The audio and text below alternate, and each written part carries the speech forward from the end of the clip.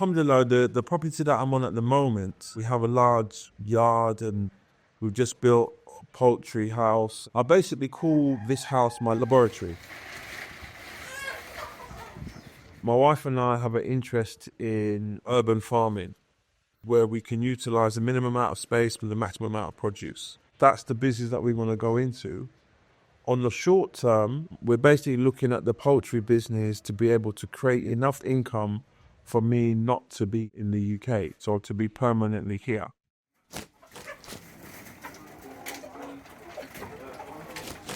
So this is the whole structure here. It goes from, it's approximately 12 meters from that corner to the wall. So that allows fresh air to be circulated in and out of the chicken coop.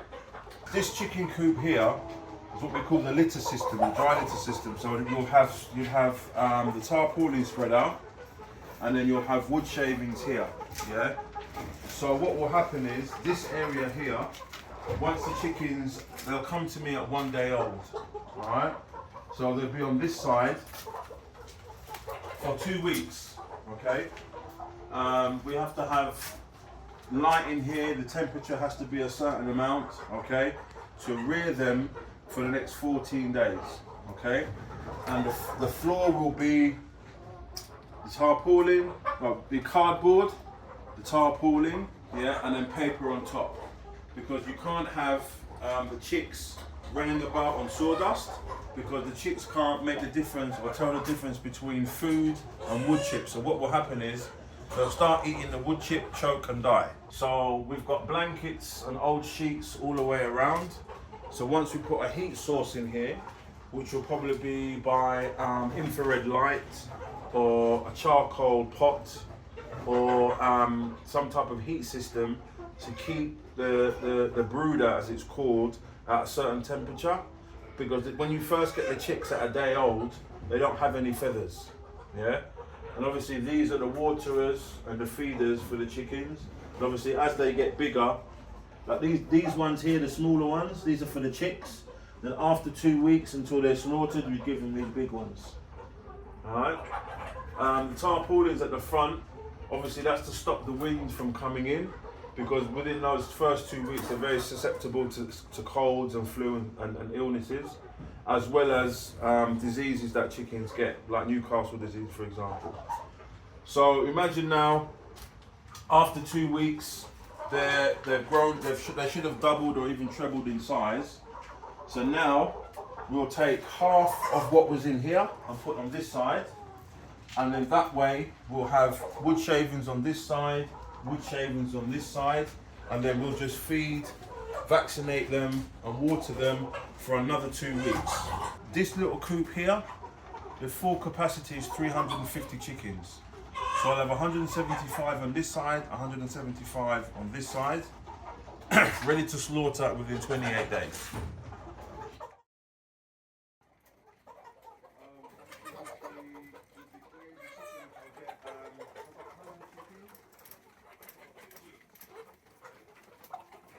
Obviously, chicken is the most eaten meat in the world, and Africa is no different. They love chicken, and obviously the benefits is that obviously we can feed ourselves for free. These particular chickens are good for meat and eggs. So, and obviously they're actually more expensive to buy in the market than ordinary 8-week or 1 month chicken that you can get, the broiler chickens. So each cage takes around 20 chickens, and then within each cage, within the 20 chickens, you have 2 cockles. So you imagine 2, 4, 6, so that's 60, 120 chickens, and then within each cage, you have 2, 4, 6, 8, 10, 12 cockles. And with these particular ones, you grow them from day-old chicks for 4 months, and then after 4 months they should start laying. And then with this particular breed, they should give you 1 egg per day for the next 1.5 years. So after that 1.5 years, even after when they stop laying, the meat itself is highly prized. So it's approximately 7 chickens per square meter, whereas because we've been able to go up we can still get the maximum amount of chickens in the space because we've gone up, but we still have space for our tools, to store our feed and things like this. Obviously, it goes without saying, you have to keep your chicken coop as clean as possible. Like, we clean this out every single day because, as you can see, there's no flies, there's no bad smell. With chicken poop, obviously it gives off a lot of ammonia, and the ammonia is one of the things that makes the chicken sick. So what you want to do is try and alleviate sickness within your flock because it spreads. So cleanliness is important. Fresh water. So we have a water source outside which runs along these pipes here, and then the chickens can basically drink from there, as you can see. See? So what we do is we vaccinate the chickens as well through the water. If it's time for them to get a vaccination, we've got the vaccination in a powder form, mix it into the water source. Yeah. And what we would normally do, we wouldn't give them water from the day before, so they're thirsty. So to make sure that they take in all the water and all the vaccinations, we don't give them in the water from the day before. Put the water and the vaccinations together, put it in the water source, and they get vaccinated straight away. So you're more or less guaranteed that every chicken will get the vaccination. Like, this is my first experience of raising chickens, yeah? And like, you just take it for granted because you just go to the normal store or normal supermarket, buy a bagged up chicken. I have a newfound respect for chickens, trust me. We started off with, I think it was 100 chickens. We now have 94. We've lost 6. One of them was due to illness because we didn't know about keeping the area warm. But the other 4 or 3, there were too many chickens in each cage. Yeah. So when we fed them now, they'd stampede the area and some of them would get injured. Now, chickens are attracted to the color red. So if the chicken is pecked or is injured and it starts to bleed, and those chickens are hungry, they call it, cannibalism. They start pecking and pecking and pecking and pecking and pecking at that chicken until it dies. Like, we've come in one time, you've seen a dead chicken here, and we're thinking, why is it dead? We've lifted it up and all its insides are out.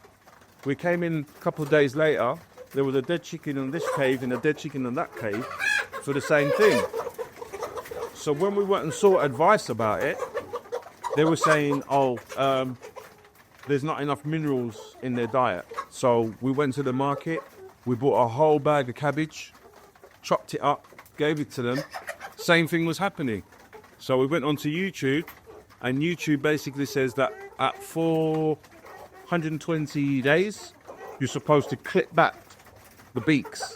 Yeah, because if you look at the beaks of these chickens here now, they look kind of sharp. But a couple of weeks ago, I could have never have done this. I could have never have done that because they would have pecked. Like, even my wife opened the cage door to get a chicken out or get the water out, and they pecked her in her eye. But their beaks were like needles. So we had to take the chickens out one by one and kit their beaks back. So now it's quite easy for me to put my hand against the cage now. They're not pecking me. But before, when they knew that their beaks were sharp, we'd have cuts all over our feeders. So there's 2 types of coops you can get. You can get what we call like a flat system where you have sawdust down and the chickens run wild and all that kind of stuff. Or you have the layered system or the cage system, which is this system. So when I thought about it, I thought, okay, what is the easiest way for my family to manage? Because obviously I'm away at times. And we found that this way is easier. Because as you can see, the floor of the chicken house is mesh. So the chickens can walk about and their drop-ins drop through and they're gathered on trays underneath. So basically that stops the spread of disease and all that kind of stuff. Now normally if somebody wanted to have eggs, they'd have to go to the main road where all the shops are located and buy eggs from the shop. If they want chicken meat, they'd have to do the same thing. So what we intend to do is to do everything from here. So once people get to know that we're selling chicken meat and supplying eggs, Instead of going all the way down to the main road where all the shops are, they can just give us a knock on the door and we can do everything from home. So that way we profit more because we haven't got the overheads of actually having to have a shop. And it's easy, it benefits the community because they don't have to travel as far. Whatever we do here is an experiment. So for example, once we find the best way possible to raise chickens and maximize our productivity, we'll keep that system, and then when we go to buy somewhere, I'll just expand. If everything gets optimized, when I go and buy somewhere and build a picking coop, I'm going to start off at 2,000 or 3,000 chickens just for the laying eggs. But then when we do the broiler system, which is like 8 weeks or 1 month, we'll expand on that also. Me and my wife are both new at this. She said, let's start off with 100, take our time, make the mistakes that we need to mistake, understand why we've made those mistakes, and then obviously learn from that. So then when we've got this down to a pat where now we will become experts, for us to upgrade to 2,000, 3,000, 5,000, 10,000 chickens, it's just copy and paste. It's exactly the same thing. Same with the meat chickens, what we call broiler chickens. They're like, in Tanzania, they're grown for 1 month. So from day old to slaughter is 28, 29 days. So everything is done quite quickly. So once we get that down, and we know what we're doing, I can expand to 1,000, 2,000, up to 10,000 of those chickens as well. So 10,000 chickens being looked after for a month and then sold is a good income. And that's not even mentioning their waste, because their waste is excellent fertilizer. So hopefully if I buy 1 acre or 2 acres of land, all my vegetables and everything will be organically grown. There's no need for chemical fertilizer. So I think it's like an ecosystem.